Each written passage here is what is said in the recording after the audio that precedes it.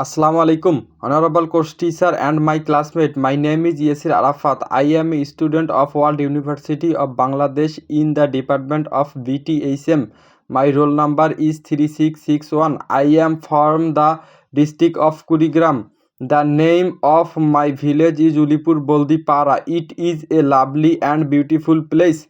In my family, there are my parents, my younger sister, and me. My father is a teacher and my mother is a housewife. My younger sister is a student of class 10.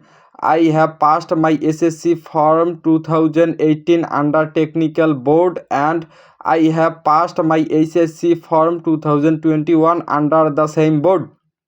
I got myself admitted into the department of BTHM in World University of Bangladesh. In my future life, I would like to be a business. Uh, in my personal life, I am a honest and hardworking person. Now I would like to tell what I learned from English language course. Apart from my departmental course, I have attended the English for Academic Excellence course. This course is a mandatory course for all the students of the university.